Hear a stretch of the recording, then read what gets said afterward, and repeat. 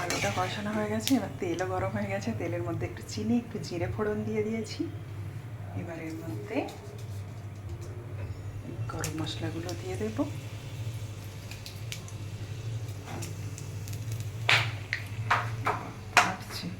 ফাটিস না বাবা। এই রান্না করতে গিয়ে এই ভয় করে যেন কখন কি ফেটে যাবে, তখন আমার গায়ে এসে ছিটা লাগবে।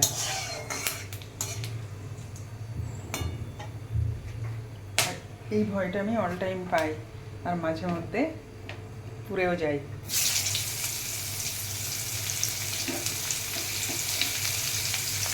তো কিছু করার নেই, রান্না করতে গেলে এরকম একটু পুড়ে ধুরে যাবে, সে সবার সঙ্গেই হয়, হ্যাঁটাও খেতে হয়। তো কী করবো, কিছু তো করার নেই।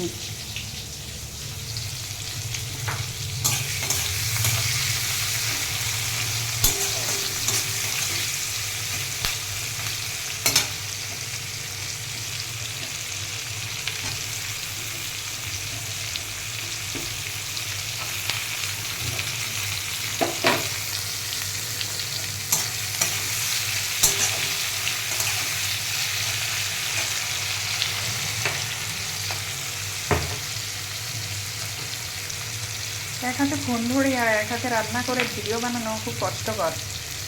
যেটা মানে যারা করো এই কাজটা তারা বুঝবে, না হলে বুঝবে না। সবাই ভাবে আমরা ফেসবুকে ভিডিও আপলোড করি, বাবা কী মজার জিনিস, খুব মজা, খুব ভালো লাগে, খুব ইজিলি হয়ে যায়, কিন্তু মোটেও না।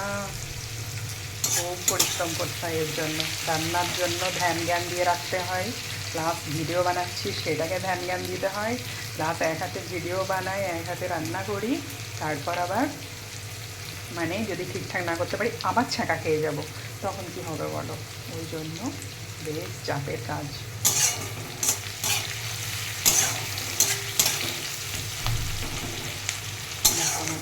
একটু ভাজা ভাজা হয়ে এসছে, এবার আমি এর মধ্যে মাটনটা দিয়ে দেবো, তাই তো।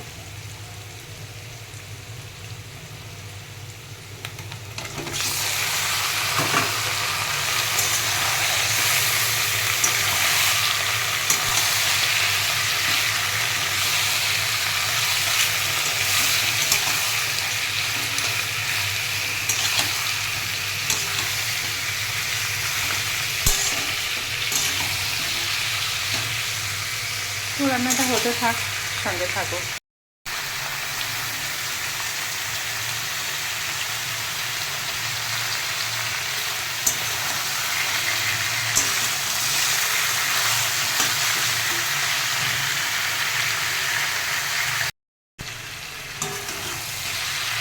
ঠিক আছে, এবার আমি এক এক করে এর মধ্যে মশলাগুলো সব দিয়ে দেবো।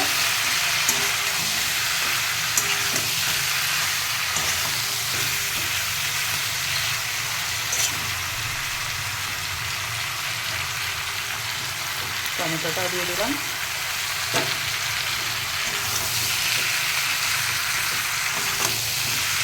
আর এই মেটেটা একটু পরেই দিই আমি, কারণ কেন বলতো, মেটেটা খুব বেশি রান্না করলে ওর নাকি পুষ্টিগুণ থাকে না, পুষ্টি জ্ঞান বলে বলেছি, সরিও পুষ্টিগুণ নাকি চলে যায়, মা বলেছিল, তাই একটু পরে দিয়েছি। তোমরা কি চাই দাও তাহলে একটু বলো। আমিও তো পাকা রাঁধুনি নই, মোটামুটি একটু শাশুড়ি মাছ থেকে রান্না শিখেছিলাম, তাই দিয়েই কাজ চলে যায়। তবে আমার বাড়ির মানুষগুলো বলে বেশ ভালো রান্না করি, মায়ের মতোই শিখে গেছি, কারণ মন দিয়ে শিখেছি। আমার শাশুড়ি মা যা যা শিখিয়েছে আমি খুব মন দিয়েই শিখেছি, আর উনি রান্নাও ব্যাপক করতেন, সেই জন্য আমার খেয়ে খুব ভালো লাগতো। তাই ভেবেছিলাম আমিও রান্না করলে মায়ের মতো করেই করবো, ওই জন্য মায়ের থেকে শিখে নিয়েছি। মা তো আর নেই, আমি রান্না করি আর মায়ের কথা মনে পড়ে, মা তো স্বর্গে চলে গেছে, সেখান থেকেই আমাকে দেখছি। সব রান্না আমি মায়ের থেকে শিখেছি, কারণ আমার মায়ের থেকে আমি বেশি শিখতে পারিনি।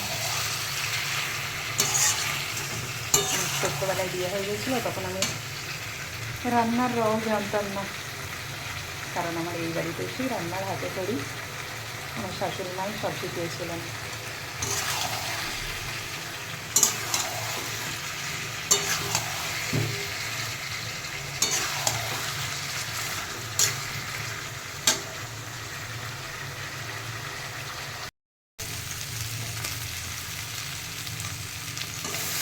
দেখো মাটনটা অলমোস্ট কমপ্লিট হয়ে এসেছে কষানো, এখন অনেক কিছু বাকি।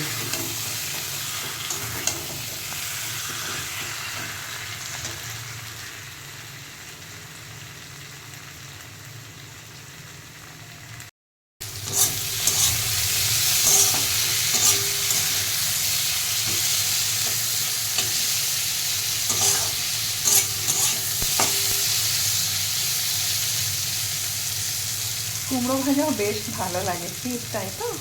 কুমড়ো এরকম করে ভেজে নিয়ে আবার ভর্তাও বানানো যায়, একদিন সেটা তোমাদের সঙ্গে শেয়ার করবো। আজকে শুধু ভাজাই হচ্ছে, কারণ মেয়ে কুমড়ো ভাজা, ডাল আর মাছের ডিম ভাজা দিয়ে ভাত খাবে বলেছে।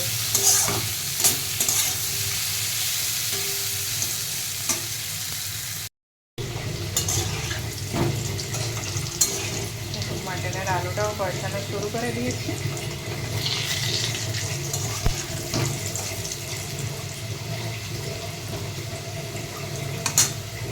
আলুটা ভালো করে কষিয়ে নিলে খেতে মনে হয় যে টেস্টি হয়, ঠিক ঠিক তো? তোমাদের কী মনে হয় একটু বলো তো?